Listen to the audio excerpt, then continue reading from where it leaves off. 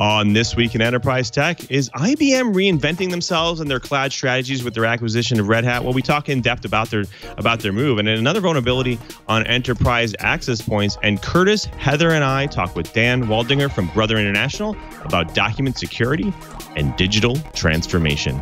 Twiat on the set. Netcasts you love. From people you trust. This is Twit. This is Twiat, This Week in Enterprise Tech, episode 315, recorded November 2nd, 2018, Office of the Future. This episode of This Week in Enterprise Tech is brought to you by Avnet. Avnet and Not Impossible Labs created a historic event at the Life is Beautiful Music Festival, first of its kind, live concert that helped the deaf and hearing communities experience music in a whole new way. Visit avnet.com/music1 to see the journey. And by Wasabi Hot Cloud Storage. Wasabi's disruptive cloud storage technology is helping enterprises solve one of their fastest growing issues, data storage. See for yourself with free unlimited storage for a month. Go to wasabi.com, click free trial, and use offer code Enterprise. And by IT Pro TV. Build or expand your IT career with flexible training and binge-worthy content from IT Pro TV. Visit itpro.tv/enterprise and use code Enterprise30 for 30% off for the lifetime of your active subscription. If you're signing up for a personal premium or standard monthly membership, you'll also receive a free 7-day trial.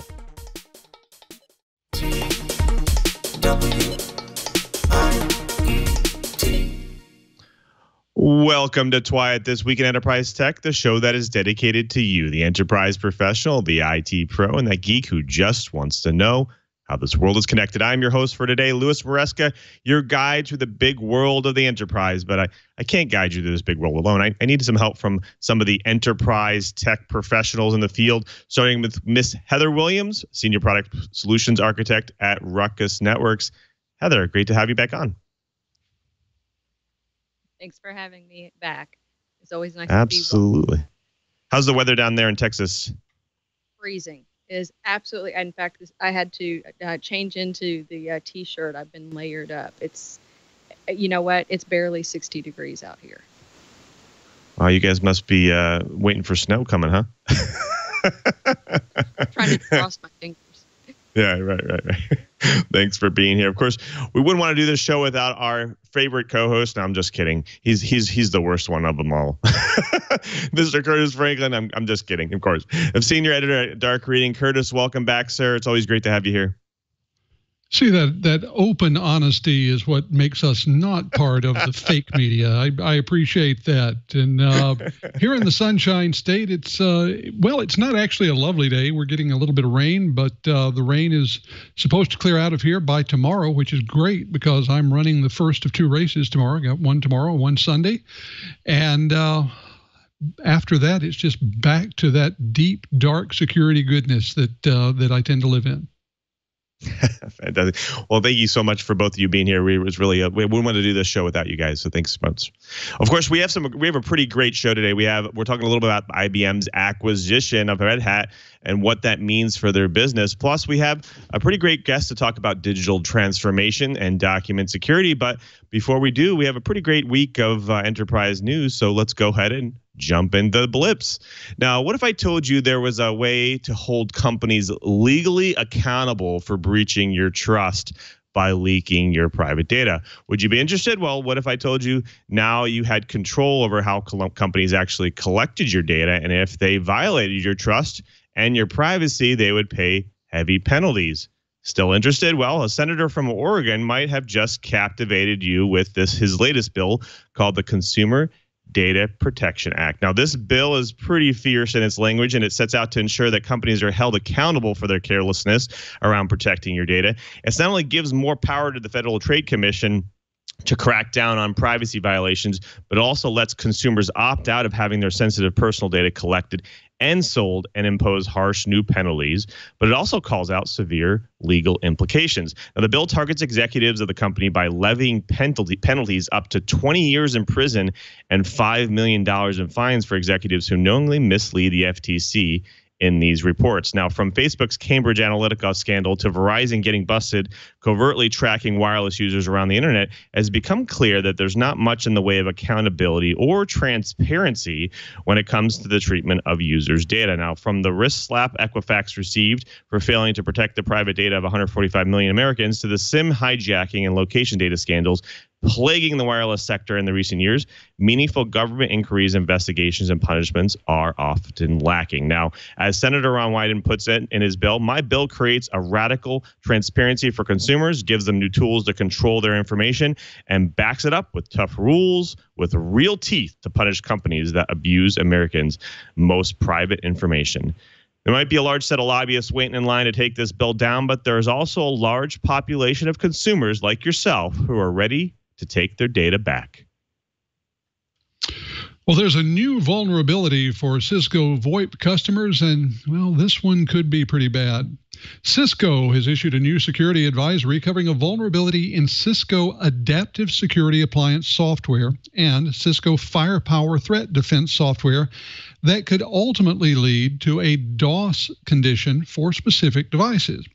Cisco says that they're aware of active exploitation of the vulnerability in the wild, according to the advisory CVE 2018-1545, which also states that no remediation is available.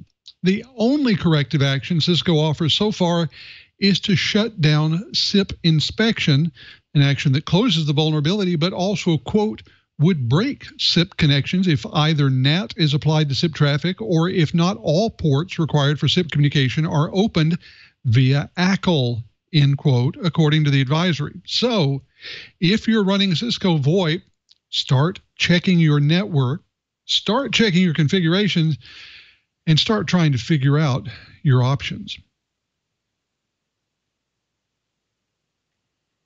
There's multi-gig LTE that is now in a major city near you.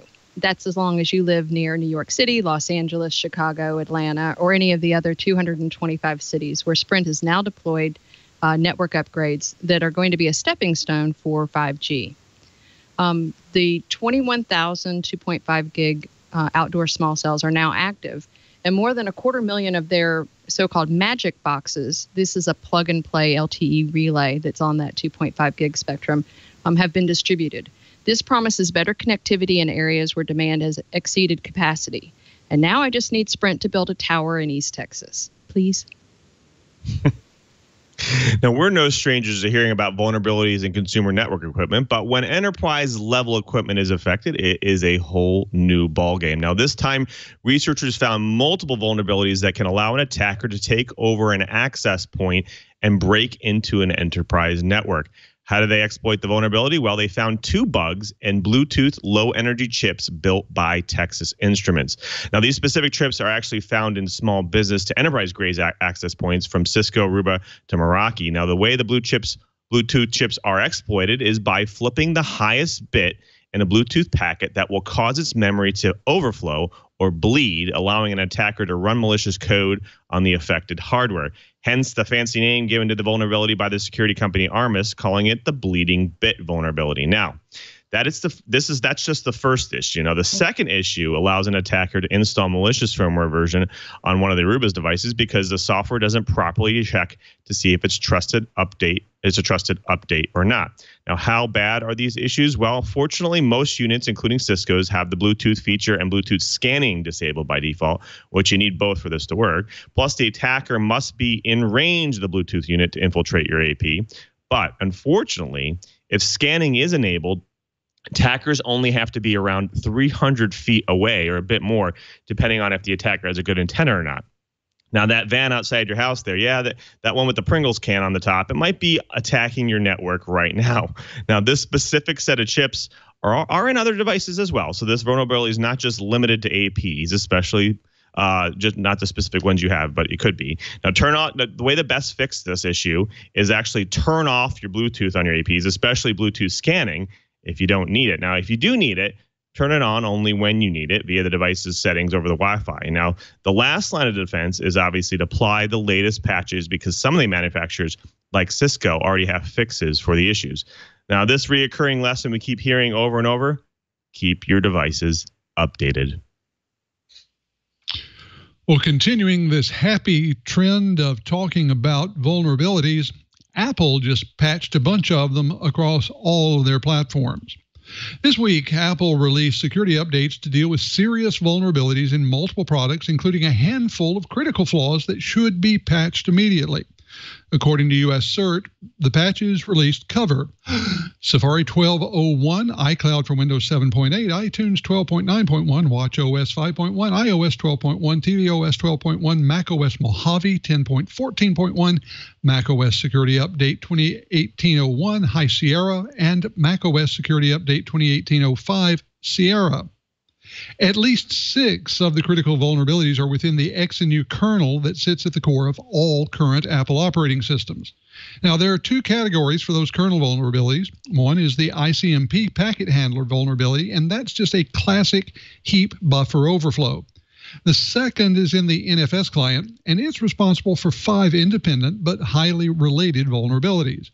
The NFS flaw is a critical vulnerability, allowing an attacker to mount a malicious NFS volume and through it gain kernel-level privileges. Now, if that weren't enough, an unrelated vulnerability found by another researcher is in the routine that checks to see whether a particular number is prime. That's something that's critical for strong encryption. The routine that Apple has been using is easily spoofed, making their strong encryption, well, not so strong. Listening to all of this, keep up on your security patches because they matter. Well, I know it was just Halloween, but it's Christmas come early for ransomware attackers. A cut price bundle deal is on offer on the dark web for a collection of some of the most effective and popular ransomware. The pack was uncovered by researchers at Sixskill. For $750, the bundle also contains tutorials and instructions on how to deploy attacks and additional details on how to exploit vulnerabilities and to increase the chance of a successful attack. Aimed at hackers with advanced skills, the offering is disturbing in its variety and also some of the specifically included pieces of malware. However, the seller isn't going to be selling the pack indefinitely. Their forum post says that they'll remove them after 25 sales. So I guess it's not so much Christmas come early as it's Black Friday sale. Now, we've all been accustomed to pretty fast networks, especially wired networks. But what if the speeds could be 100 times faster than even the fastest networks out there today? Well, researchers at Australia's RMIT University thinks they have found the secret sauce to making this possible. Now, this new technique twists light beams within fiber optic cable rather than sending them in a straight path. Now, I learned one of the first rules of fiber is don't ever bend it.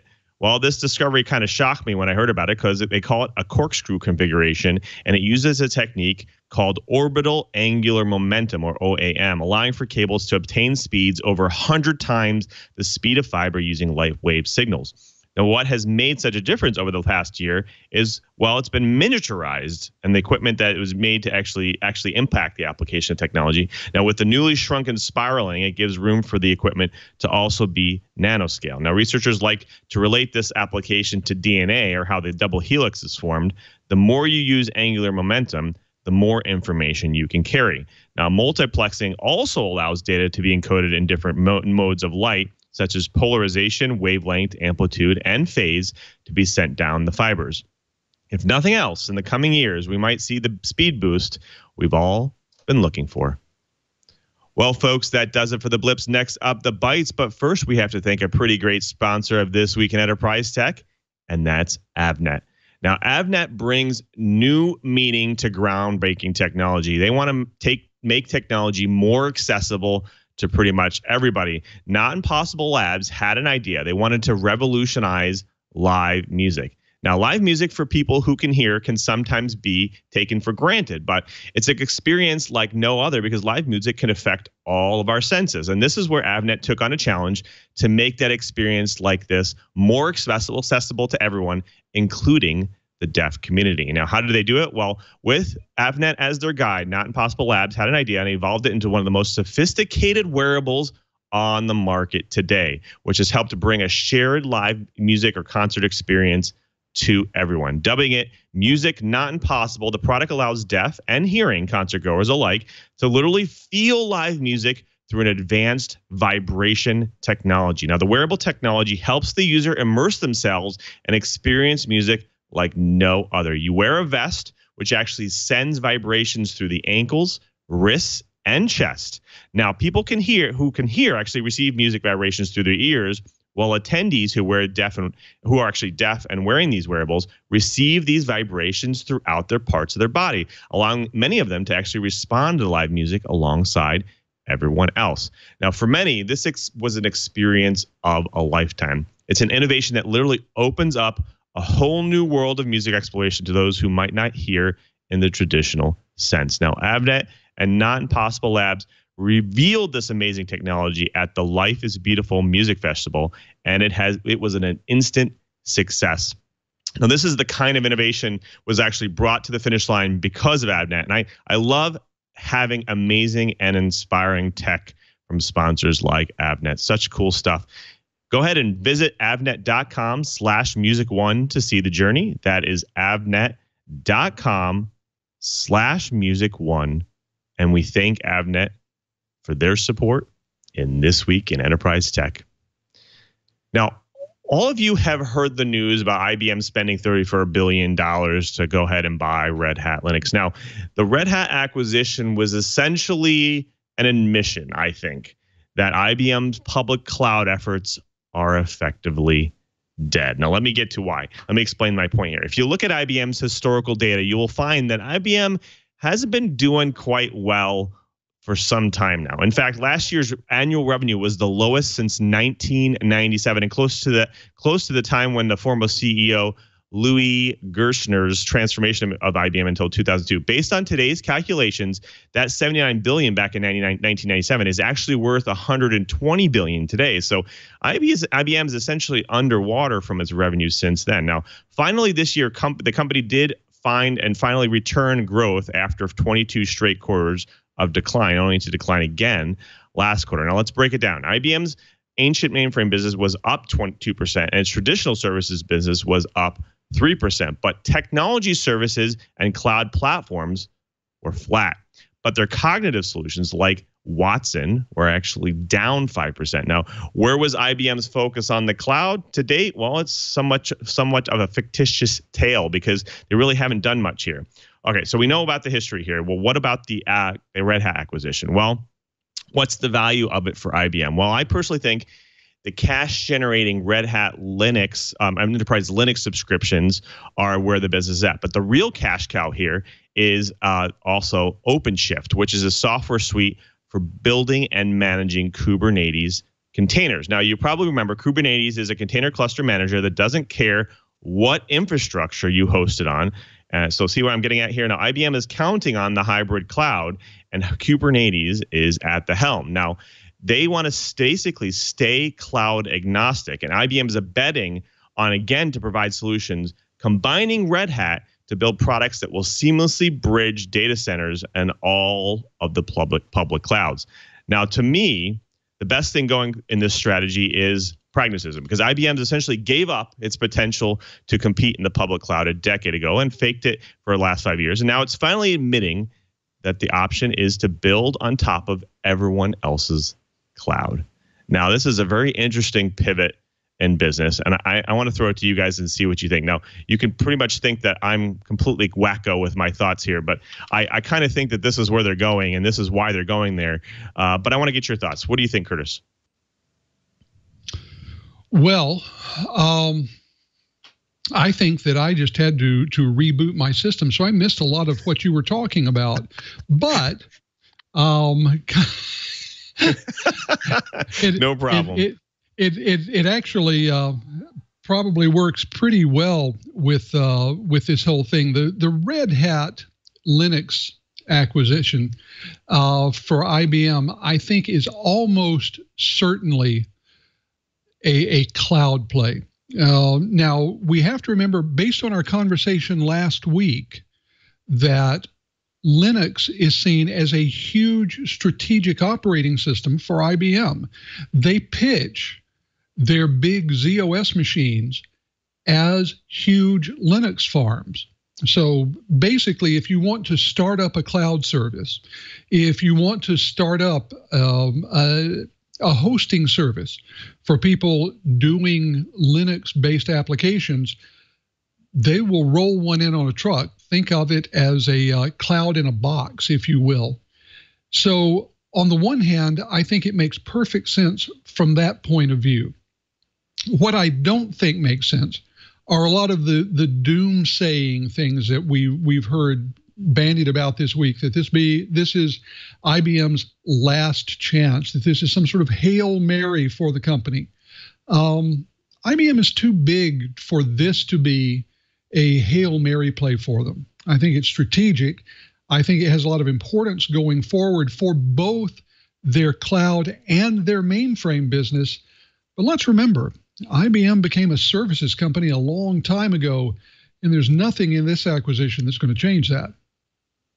Right. I think you kind of said similar to what I was saying, but I guess a little bit of debunk there as well. I was kind of saying that IBM's cloud business kind of has been falling apart there for a while, and this is just a way for them to get back in it. But instead of doing hosting and actually services themselves, it's a way for them to provide services that are kind of cloud agnostic, so they can kind of take advantage of all the other clouds that are already out there. Heather, what do you think? Is that crazy? Is IBM crazy? What do you think of this kind of strategy? Well, first, I always think that you're nuts anyway, so let's just get that one straight. But I was laughing at Curtis's cloud in a box, because I remember a day when we used to call that your computer. So they'll just roll the truck up and you can have your own cloud in a box. But no, I actually wanted to take a slightly different tack, because some of the other doomsayers and naysayers were, just when you have an acquisition this large, how disruptive that's going to be. I think there's a pretty safe bet that IBM is going to basically keep their hands off of this. I don't think anyone spends $34 billion just to start mucking with the soup that's on the stovetop. So I'm hopeful that it's going to give them an opportunity to grow and let the synergies work where they belong, but then let the Red Hat people retain the autonomy that has stood them and done them so well so far. Right. And Curtis, I want to throw it back to you, because you just kind of said this is IBM's been kind of a cloud services or a service provider or services business for a really long time. It's suited them well. They've done it really well. Their businesses have done pretty well on that. How does this kind of a little bit, when we talk about Red Hat, obviously they do have the services portion of it and they do sell subscriptions, but how does that bring it and kind of add to their market? How does it add to their systems and provide more services here? Well, I think the big thing it does is provide a cloud services option to companies that, for either cultural, for professional, for whatever reason, wouldn't consider going with IBM, the basic IBM cloud. What I suspect we're going to see is some differentiation for different marketplaces. I think we're also going to see Red Hat's cloud continue to be offered as a platform for companies that are probably considered competitors to IBM. Now, whether those companies will continue their contracts after the current term expires remains to be seen. If I were a Red Hat salesperson, I think I would be polishing up my very best pitch right now about independence and non-IBM-ness. But I think it also allows IBM's cloud offerings to focus on some of the things that they really shine at. Things like Watson. Watson is an AI cloud. It's an AI service that really is world-class and is offered on its own terms. So I think we'll see that offered. I think we'll see Red Hat become the brand for Linux cloud offerings. I agree with Mo. I really do think that if IBM has ever had the impetus to keep their hands off the culture of a company, it's with the Red Hat acquisition. And we can but hope that they'll pay attention to that rather than trying to put the Armonk imprint on everything that they come in contact with. Right, because we have seen IBM has done acquisitions in the past, and they just kind of consume them and kind of kill them off. Mo, I want to throw this back to you then. I think you kind of talked about it a little bit. Is obviously Red Hat, they have an ecosystem established. They have a services business, and they have a subscription business established. You know, if they were to kind of bring them in, do you think that IBM can maybe put a spin on it? Maybe they can IBM-ify it in some way, that they can, you know, add a little bit of additional service capability to it? I think that's a huge risk. Any acquisition, and I think all of us have been through a couple of them, there's always a bit of disruption. I think that, in my opinion, is the best acquisitions that I've seen, unless there was a direct synergy and cultural connection, they have been the ones where you acquire and let the one ecosystem keep doing what it was doing well, and then over time start integrating things. Nothing happens. Rome wasn't built in a day. Right. I think that would be a big risk if IBM decided to make them all start wearing white shirts and blue ties. Right. Now, Ripple Writer in the chat room says, you know, IBM is both struggling and winning at the same time, and they're always kind of working through that. And Curtis, you kind of said this before, that, you know, people are you know, kind of naysaying. They're saying, hey, this is a way for IBM to reinvent themselves. But you're saying, hey, no, this is just a way for them to just add to the business. Why do you? I want to throw this back to you. I want to get your opinion on why you think people are actually saying that. This is because a lot of companies acquire large businesses. You know, Microsoft's done LinkedIn and GitHub and all these other ones. They're not saying the same thing about that company. Why is IBM different? Why are people saying, oh, well, IBM, you know, this is just one way for them to bring themselves back because they've been kind of under the covers for a while? Why do you think that they're saying that? Well, I think part of it is the expectations of the company. It's similar to what happens every time Apple brings out a new product or a revised product. If it's not something that is right out of, you know, a page of the Jetsons script, something that's far off future, then it's an obvious failure that no one will ever buy, and it marks the end of the company. And, you know, we'll probably see them in Chapter 7 within 6 weeks. The fact is that there are expectations around Apple. There are expectations around IBM. Many of those established 40 or 50 years ago, when IBM truly was the largest computing company in the world. IBM has changed a great deal. As I said, they stopped being primarily a product company more than a decade ago. Actually, close to 20 years ago, they started getting more of their revenue from services than from products. And because the press tends to be all around personal computing products, what is, you know, the mainframe business, their, you know, once in future AS400 business, all of those tend to fly under the popular radar, but they're still huge businesses. If they had any other letters but IBM on the door, they would be considered major businesses on their own. So I think what IBM is fighting with here is the perception. You know, a lot of companies use IBM Global Services as their service arm already. And so I do think that it's possible that the Red Hat cloud will be able to use some of the IBM Global Services infrastructure. If that happens, then all is good. It's a very professional, very capable global group. And that gets us to another thing. I have to believe that the IBM logo and the IBM organization will help increase Red Hat's global reach, including places like Asia, North Africa, and Eastern Europe.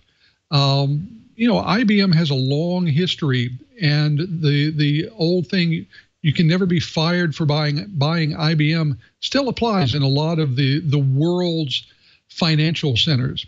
So to me, this is actually an acquisition that makes sense.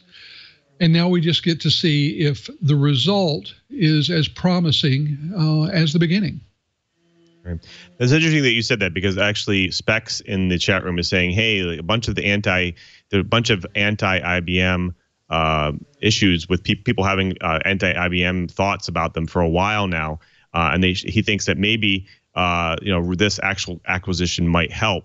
What do you think, Mo? Is this something that kind of the flip side is that Red Hat's kind of coming in, they're open source, they've been providing solutions for years. They're kind of that almost a positive kind of brand that people know when it comes to the Linux and the Unix community.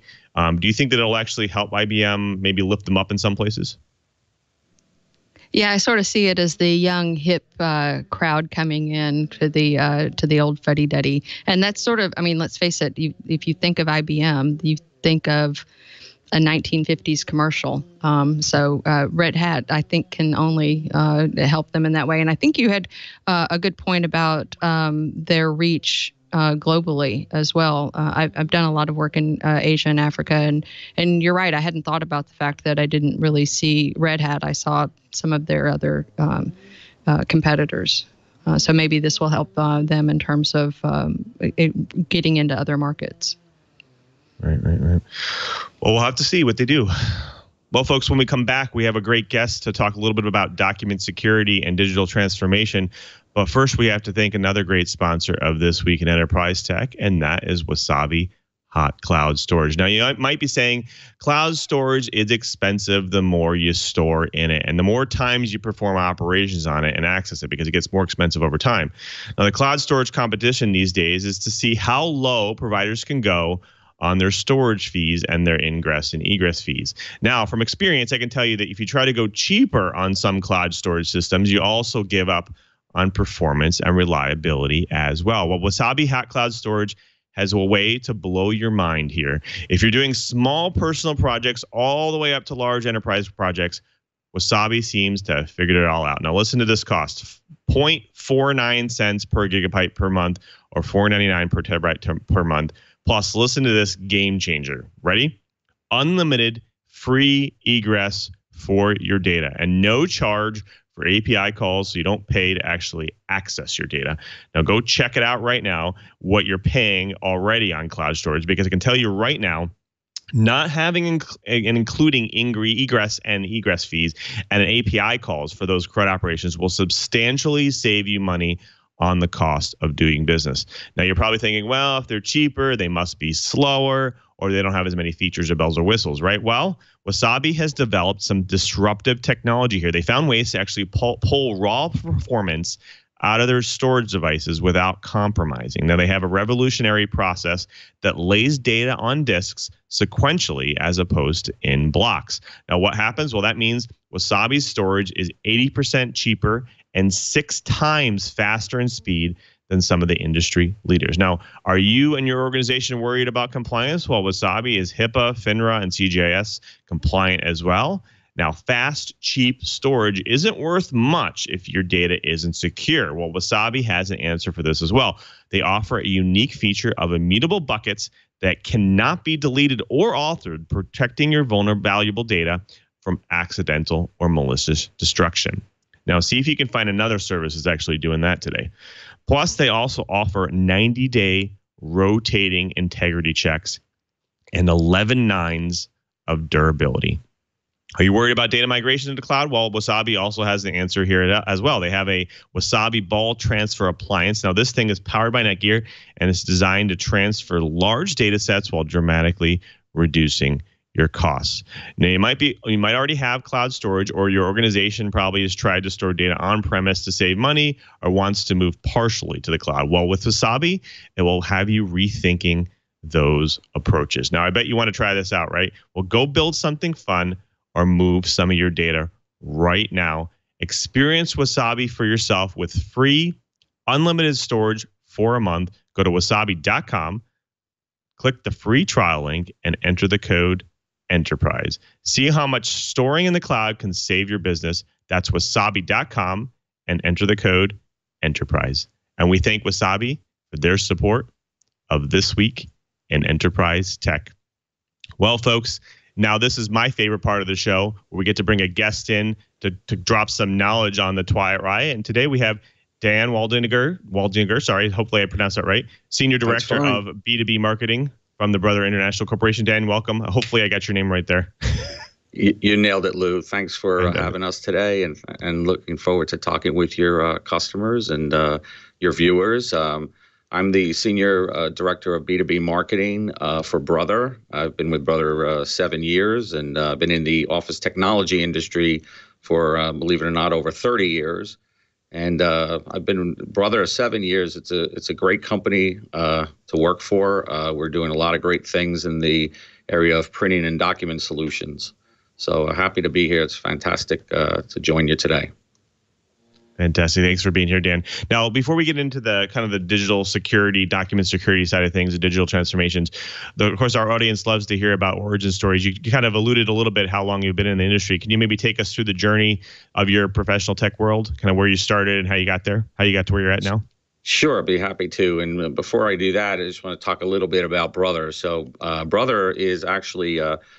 believe it or not, we're celebrating our 110th anniversary. So been around 110 years, and history goes back. When looking at history, they actually dabbled in getting into building motorcycles. But obviously today we're here to talk about printing and document solutions. But some of the other things that we do at Brother, we have a division that's focused on gear motors, and those motors actually drive. So if you like Slurpees, and you're in a 7-Eleven store, you might be wondering what's driving that, making that wonderful drink. It's actually a Brother gear motor. So we sell those motors in manufacturing and processing.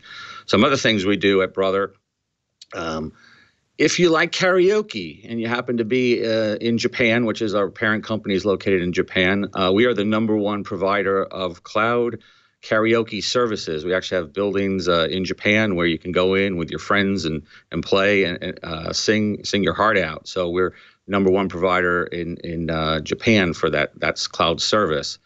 Other things you might know us for is sewing machines and embroidery machines. That's P-Touch labeling. We also do industrial printing. We mark labels on products, expiration dates and everything.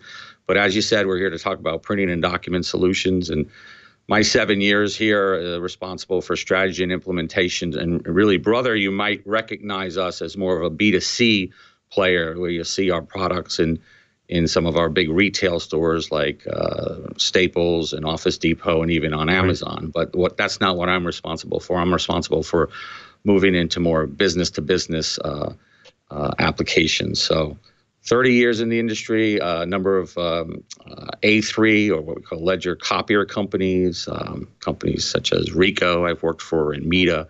But, enjoying my time here at Brother and looking forward to talking with you about the changing nature of printing. Right. Now, so let's kind of get into that a little bit. Nitty gritty is digital transformations are hard because we've actually seen some businesses kind of struggle with that. Some companies are just, they're just paper pushers. They find it hard to kind of move into the digital realm. What are kind of some of the challenges you see organizations having, kind of moving from one space to the next, from one paradigm to the next? Great question. I was just at an event, whether you're listening to Gartner or IDC, everyone's predicting sort of this print migration strategy going to digital transformation. And it's estimated that by 2021, over 40% of the companies will see a double-digit decrease in their printing. So the conversations that we're having with customers, believe it or not, when we sit down and talk with them, their strategic initiatives really is about driving print out of the business. But at the same time, those same analysts and the IT professionals and the purchasing agents at these large companies acknowledge they're still buying a lot of paper. In fact, in the U.S., there's over 1 trillion pages printed every year. So we're really living in two worlds, right? We've got this transformation that's happening on the digital side. And a lot of that is being driven by the workforce. I mean, generationally, the people coming into the workforce today are not raised on paper, right? They're raised on digital devices. The way they collaborate is a lot different than the previous generation. So we've got to live in these two worlds. So we need to work with customers to develop a digital transformation strategy, and at the same time acknowledge that paper is still strategically important in their business. Right. That makes sense. I think the interesting thing I see with a lot of organizations is they kind of struggle to see how they can integrate some of that digital transformation into some of their processes. A lot of them still do paper invoicing. They still do, paper contracting. I just went and actually purchased a new cell phone the other day from T-Mobile, and they still put a paper on the desk and had me sign it right there, which then took a long time for that kind of to get propagated through the system. Are you seeing some solutions out there helping people kind of bootstrap this process and help them kind of move forward faster than they've had before?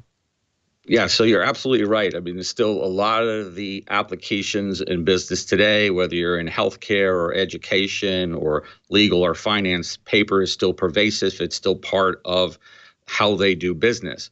At the same time, you have IT professionals saying, how can I deliver more productive services across the network? So they may be deploying some sort of cloud repository service like Google Drive or Box for Business or Dropbox. And really what they're supporting there is initiatives that they have in the area of collaboration digitally or mobility because their workforce is remote and they need to communicate better. But at the same time, they're still using print maybe in the headquarters where they're driving their business. So there's a lot going on in terms of how can we extract data, how can we extract the intelligence out of the hard copy document. And that's where we work with customers around a capture strategy. So when we talk about our office technology, it's not only just talking about print, it's talking about scanning as well. It's talking about internet faxing. It's talking about how do you do that securely across the network and deliver those services. Right. And you talked about it a little bit, how people are using things like some of this consumer stuff and some of the enterprise level stuff is like the Google Drives and the Dropboxes of the world. How are people kind of securing that stuff? I mean, obviously today we see a lot of, these services claim, hey, we encrypt things and so on and so forth. But it's also that transformation of going from the hard copy to the digital copy and then making sure that it only kind of gets secured for a particular audience. Is there kind of strategies in place for that as well? Yeah, and that begs the question, what vertical market are you in, right? So in healthcare is all about security today, and particularly the regulations that are driving that, making sure that you're locking down basically the information associated with a patient. So the HIPAA law the laws drive that. So when you're transmitting information or patient records, those things need to be controlled and secure.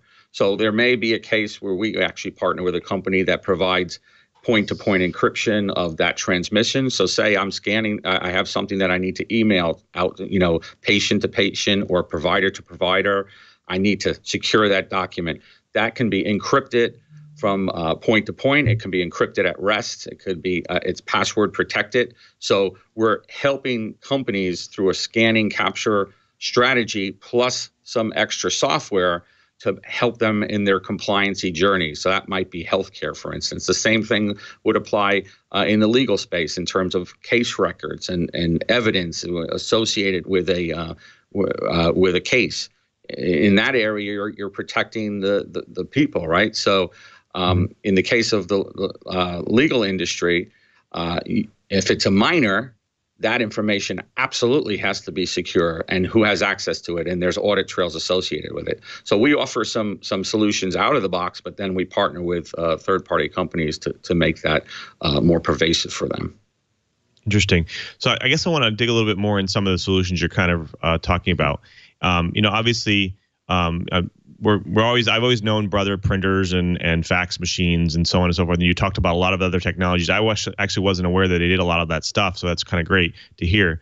I'm curious to see what kind of solutions they have, like for some of these particular vertical markets. Like you were talking a little bit about There are industries where people kind of handle contracts a lot, and they want to make sure that when they go from kind of hard copy and they digitize it and they move it out and allow customers to have kind of access to their data, but they also want to be able to pull information from them. What kind of solutions is Brother offering there, and what kind of partnerships are they kind of spending and setting up for that? Yeah, so we would be the capture side of the workflow. So think of the workflow as sort of three buckets. You've got that input or that capture piece. You've got the management of that document once it's been digitized and it needs to get through some sort of approval process. And then at times it needs to be printed out, right? So in the case of contracts, for instance, we would capture that document and then work with a document management package to create some sort of workflow within a business that can digitize the approval or the signing of that document, and then on the back end it might be printed out. So there's a whole host of applications in education, for instance. When you even in special education, it's very, very paper based. So there's tons of documents that need to be signed on a regular basis, whether they be electronic or hard copy. We're partnering with different companies to deliver that. The key here is that we're using the Brother device or the multifunctional product as an on-ramp to the network to create that workflow process. Right. And so obviously specific markets, specific industries have a lot of budget requirements. And I was reading a little bit about some of the devices that you guys have for that capturing side, and a little bit of talking about how sometimes, devices, they store images on the device. They have to make sure that's secure. What kind of solutions there does Brother have? Yeah, that's a great point. A lot of products on the marketplace have hard drives. And right away, when an IT professional hears about a hard drive, it's like, what happens at the end of life or during that as that product's loaded and you're storing images on that hard drive? What if someone comes in from the outside and can basically hack in and get that data? It's very dangerous. The reality is our devices do not have hard drives. So when you turn off our device at night, everything is wiped off the screen. Of course, IT professionals are really concerned about three things, right? They're concerned about the comfort of the product that's being offered, the compatibility with their applications, and can they control it? So from a comfort standpoint, we have field engineers that will work with them and make sure that all the different security protocols that they're concerned with are compatible with our device, right? It could be SSL, TLS, encryption protocols, scanning protocols like SSH. We will make sure that IT professional is comfortable so that when jobs are sent to our device for printing or they're used for scanning, they're completely complying with the security policies that end user has. Got it. Well, I do want to bring my co-host back in before we run out of time. I want to throw it over to Heather because you had some questions about some specific workflows.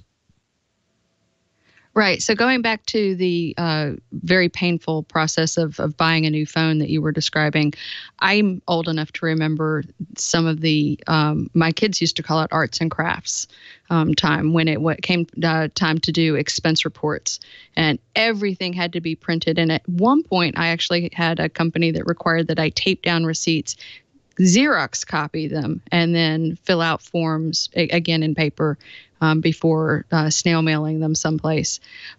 So in terms of how we're automating that, the workforce is becoming far more mobile, and just expense reports are not just the bane of my existence and unfortunately my managers, but they're sort of like one of the things that it's actually an impedance to me getting some of my regular work done. Is there anything in your offerings that helps make this a better world for people like me? Well, for you, we provide a we call BR Receipts software, which will allow you to basically scan and capture and manage those receipts. And when you need to extract them from the software, we even offer cloud storage associated with that. But really, in a larger business, that's great for the individual. But in a larger business, it's how can I use Brother devices to get those receipts scanned efficiently and get them up to a Concur or another larger enterprise application. So we're compatible with those applications. We provide scanning to those applications. And we talk about scanning again. I want to go back to different verticals. So our devices, for instance, in the healthcare space, will work with large enterprise applications like Cerner or Meditech. Those are systems that are running hospitals. Those are systems that are running the day-to-day business. And we'll make sure that our devices are compatible with those applications, much the way we would for an individual. So we cover both the personal world and the enterprise world. Okay, so I just had one other question. So you were talking about the benefits to the businesses and in getting these processes done in a timely manner. Is there something on the back end that helps? I know the T&L is a big ongoing expense that companies try to get a better handle on how to keep it under control. Is there something that helps them maybe not just automate, but keep an eye on and maybe keep that under control a little bit better? Yeah, I mean, really what we're looking at, what we're working with customers on is basically it's managed print services. So it's not just about the device, it's how that device is delivering services across the network, how many people are using that device. When it runs out of supplies, do we have supplies there just in time to keep people productive when they're printing and scanning? When there's a service alert, how do we address that? How do we get a machine there the next day? So we're really getting the technology closer to the workers. We're getting the productivity improved through managed print services. So we work with our resellers and our customers to say, what do you want to achieve? Is it purely a cost reduction initiative that you have? Are you looking at your total fleet? Do we need to put technology where closer to the customer? Is it a security concern that you have? Are you looking to create a virtual mobile services for your users? So we're covering a lot of different things through what is called in the industry managed print services, and that's really been pervasive in the larger corporations. Anything from 500 and more that's really the initiatives that they have. So they're looking for one vendor to manage all that for them, regardless of the brand. Fantastic. Well, when we come back, we do want to talk a little bit more about services and some of the applications that Brother International has. But before we do, we want to thank another great sponsor of This Week in Enterprise Tech, and that is IT Pro TV. Now, there are a ton of training sites out there today with content, but none of them focus on the IT professional as well as IT Pro TV. Now, whether it's those certifications you're trying to get with CCNA, CCNP, MSA, MCSE, MTA, and all the other acronyms that are out there, or you just want to learn about the latest and greatest technologies and techniques, including programming and program management, IT Pro TV has what you need. Now, you haven't already, go out and check IT Pro TV/enterprise, because they've dedicated themselves on helping you learn and grow in your organization and career. Now, a recent MIT study actually found that IT occupations have grown by over 19.5% between 2004 and 2017. Now, that's more than 8 times the growth rate than for other jobs over the past decade. Now, from CompTIA and Cisco to the EC Council and VMware, IT Pro TV has you covered with everything you need to launch or grow your IT career. Now, CompTIA recently named IT Pro TV as its official video training partner. Over 4,000 of binge-worthy on-demand training and new content is added daily. Courses are conveniently listed by category, certifications, and job role. Now, you can stream IT Pro TV courses live on demand worldwide via Chromecast, Roku, Amazon Fire TV, Apple TV, PC, or by using their updated iOS and Android apps as well. Now, I can tell you at work, when I have a new team member start at the company, I have to find a way to get them up to speed on the latest and greatest. Plus, the others I manage want to stay up to date and on top of all of the new technology, new techniques. Now, IT Pro TV offers that flexibility online training for teams of all sizes. Now, keep your team's skills up to date with interactive training that they'll actually enjoy watching. Now, engaging hosts present their information in a talk show-like format. You'll have full control over the team's training schedule, and you can track your team's results via IT Pro TV's Pro portal. Now, see metrics like logins, viewing times, courses viewed, and tracks completed, and more. Now, expand your knowledge and professional career with an IT Pro TV subscription and join more than 100,000 IT Pro TV members today. Visit itpro.tv/enterprise and use code ENTERPRISE30 to receive 30% off with a lifetime of all active subscriptions. If you're signing up for a personal premium or standard monthly membership, you'll also receive a free 7-day trial. Don't forget to visit itpro.tv/enterprise and use code ENTERPRISE30 for your 30% off. And we thank IT Pro TV for their support in This Week in Enterprise Tech. We're talking with Dan Waldinger, Senior Director of B2B Marketing for the Brother International Corporation. And we're talking a little about digital transformation and digital document security. But I wanted to actually bring my other co-host in, Curtis. You had some questions about application as well. Well, I do indeed. And one of the questions that I have, it seems that, these printers and scanners, all of these document handling devices pretty well define IoT for the enterprise office. So we've seen all kinds of problems with IoT devices that had things like hard-coded passwords, that were devices that could not be updated, devices that basically came for their lifetime with any vulnerabilities that were present on the day they were manufactured. How does Brother deal with that? I mean, how seriously does Brother take the security of these devices as devices rather than just worrying about the content that might flow through them?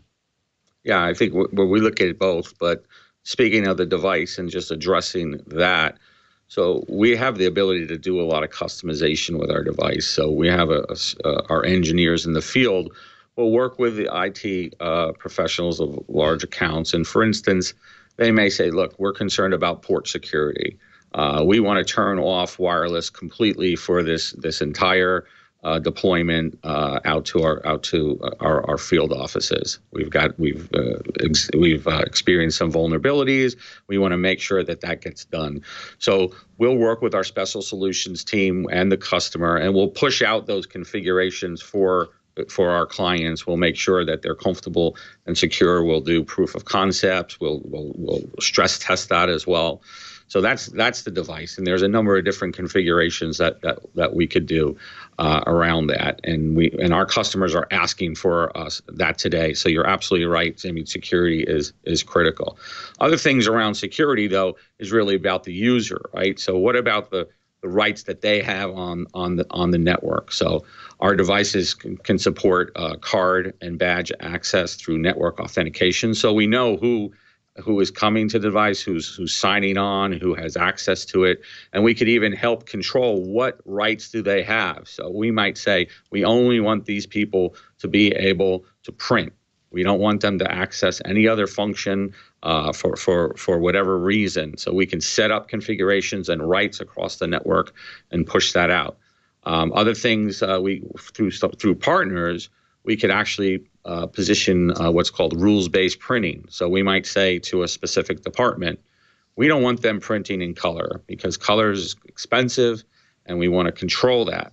They would have not only restrictions, but when they went to print to color, we would direct them to another more cost-effective device. So we've got a lot of ways we can control the environment and help deliver services across the network for IT professionals. Okay, I want to dig into a couple of things that you said there and sort of veer off from the pure security side. You talked about about services. A lot of enterprises now use the services of a managed print services or MPS provider. Do you find that the devices that you are presenting to the market break down depending upon whether they're going to be delivered either directly to the consuming organization or through an MPS partner? I mean, do you have to look at different capabilities for the two, or does the market, do the big enterprises treat all of their printing as a managed print service, whether they're doing it in-house or getting it through a third-party provider? Yeah, so great question. So in any managed print services engagement, you have SLAs, you have service level agreements, and it says the fleet needs to be up a certain percentage of time. Your service response needs to be X. You need to be there in 2 hours, 4 hours, or the next day. It's right there in the contract with the provider. So we do not sell direct. We primarily work with resellers. So we will provide the necessary tools that reseller can be effective in a managed print services engagement. One example would be extended warranties. So one of the things we do really well is we can swap a machine out when there's a problem. So we can be a level 1 service support for a reseller. So we would talk directly to the customer, to the major account, and solve that printing or scanning or whatever problem they're having. And if we can't solve that over the phone and through some technology, we would make sure that the machine would be there the next day. So that is great because that will blend nicely with the managed print services contracts, because some of the requirements might be on-site service, and we can provide that, provide that through resellers as well. Or some of it could simply be, I need to get a machine. I've got 3,000 workers at home, and 20% of those have printing problems. We need to get machines out to them the next day. Or if we can't solve it, we'll make sure we live up to the managed print services commitment that reseller is making. Right. So there's always a bunch of digital transformation changes in organizations, especially the way people use the devices. Now, Heather, you had some questions about some of the workflow changes. Yeah, I'm going to ask you to put your magic glasses on real quick. So one of the things that I've, over my career, I've noticed the younger guys that come into the field are much more willing to use ebooks, for example. And that's something that has evolved as, frankly, the technology, the ebook readers, the methods of being able to access those files has improved. So ebooks for me are the thing that sticks out as one of the more revolutionary ways to pull paper out of people's hands. What's going to be the next big thing that takes it to that next level? Well, I think we talked earlier about this business intelligence that is locked in documents today. And as organizations, look to extract that intelligence, to mine that data, it's really about having a capture strategy in place. So get those documents digitized. Obviously, ebooks they're already digitized, so people love that, right? But in businesses today, there's tons of information that goes back. How do we get that intelligence out, and then how do we collaborate with and get it into people's hands to give deeper business insights? So that's going to continue. That capture strategy is what customers want to talk about, because they still have files in boxes. At the same time, paper's great still, right? People want to write down their ideas, or it's a portable medium. It's when you walk in, it was mentioned earlier, you walk into a doctor's office today, or if you're buying a car, they're still having you sign those documents. Eventually, we're probably going to go fully digital, but we've got to live in both worlds for a period of time. So ebooks or tablets, we've got to get documents up into cloud repositories. We've got to create an ecosystem that they can share those documents. And when a document is digitized, at some point in that document lifecycle, it's still printed. There's still people who still like print.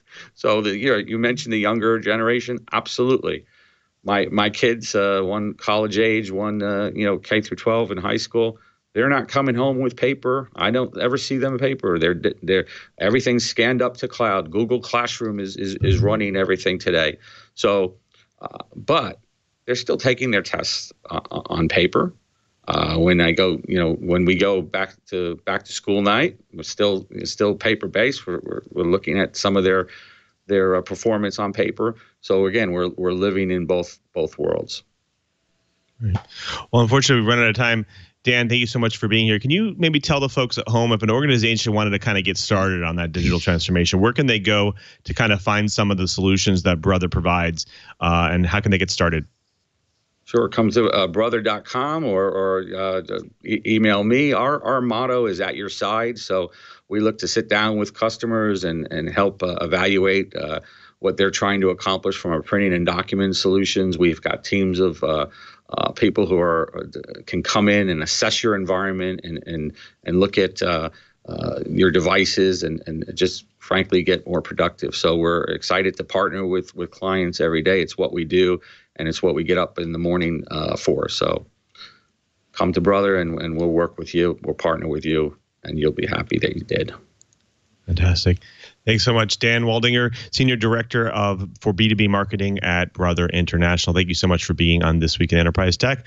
Well, unfortunately, we've run out of time. You've done it again. You've sat through another hour of the Best Dang Enterprise podcast in the universe, according to 9 out of 10 digitized expense reports. But I wanted to thank everyone who makes this show possible, especially my co-host with whom I wouldn't want to do this show. Of course, we always love having her here, Heather Williams. Heather, where can people find you and all of your work? Well, some of my work you can find on Twitter at Mo Better Wi-Fi. But the rest of the time I'm hiding out here at the little log cabin by the lake. Fantastic. Hiding from chainsaws in your yard. Yeah, we did have a bit of the Texas Chainsaw Massacre out there earlier today. I apologize for that. No Fantastic. barbecue was harmed in the making of this episode. We'll keep safe. Definitely keep safe. Of course, we also want to thank Mr. Curtis Franklin. Curtis, we know you've been battling lightning storms and power outages out there, so thanks so much for being here. Can you tell the folks at home where they can find you and all of your work? Well, you can always find my writing at my usual spot. Dear heavens, the lightning just surprised me. darkreading.com. I will generally point to that with tweets at KG4GWA. And if any of the Twiat Right are out and about this weekend, look me up. I'm running a couple of races at the Walt Disney Food and Wine Festival this weekend. I'll be the slow, bald guy near the back. So if you're there, look me up, say hello, and with any luck at all, I'll survive to be back next week. Fantastic. Curtis, Heather, thanks so much for being on the show. I wouldn't want to do the show without you guys. Also, I want to thank you. You're the person that drops in each and every week to watch and listen to our show, to get your enterprise goodness for the week. We couldn't do the show without you. We want to make it easy for you to watch and listen and catch up on your enterprise news. So go ahead to the show page right now, twit.tv/Twiat. There you'll find all of our amazing back episodes, plus all the show notes, our co-host information, our guest information, and links to the stories that we do during the show, as well as, more importantly, next to those videos right there, you get those helpful download or subscribe links to help support the show by getting your audio and video version or your H2 video version and listen on any one of your devices. Now, it's the best way to stay on top of your enterprise and IT news. So go ahead and subscribe. And then after you subscribe, share it with your co-friends and your friends and family and coworkers and your co-hosts, of course. We love doing this show, and with your support, we can keep doing it each and every week. Now, after you subscribe, also remember we do this show each and every week live at live.twit.tv at 1:30 p.m. Pacific time. Come see how the show is run and all the behind the scenes. Of course, if you're going to be in the show live, watch the show live, you can jump into our chat room live as well as irc.twit.tv. Now, even though IRC is a 30-year-old technology this year, we still use it and it still works great. We still have a great following in there and a great audience, and we thank them for being there and being part of the show. Now, also, don't forget you can follow me at twitter.com/LouMM, and you can get all of my work that I do at Microsoft, checking out dev.office.com, where you'll see all the posts of the latest and greatest on ways to customize Office experiences so you can get more out of it and be more productive. Now, I also want to thank everyone who makes this show possible, including and especially thank you to Leo and Lisa, who continue to support us each and every week do This Week in Enterprise Tech. I also want to thank all the engineers at Twit, all the staffers, and also thank you to Mr. Brian Cheebert, who is our tireless producer. He was in the chat room today. He was in the behind the scenes. He was in the dock over here, kind of guiding us through. He's the one that does all the bookings and the plannings for the show. And we really couldn't do this show without him. Now, of course, we before we sign out, I have to thank our TD for today. He's filling in for Kevin. Alex, thanks so much for being here. Of course, we have to continue the tradition of the show. And what was the main focus of today's show? I can't tell you so much about the content of the show itself, but from behind the scenes, I believe it was about fixing the airplane as it was taking off, with all the little things we were dealing with at the beginning of the show here. That was fun. You were Lightning close. strikes and some audio things, and all good sorts of fun. You were close. If you would have said paper implants, I would have gave you at least a point. Yeah, that too. Well, unfortunately, it was digital transformation, but thank you so much for playing. Maybe we'll get you next time. Of course, until next time, I'm Louis Maresca saying, if you just want to know what's going on in the Enterprise, just keep quiet.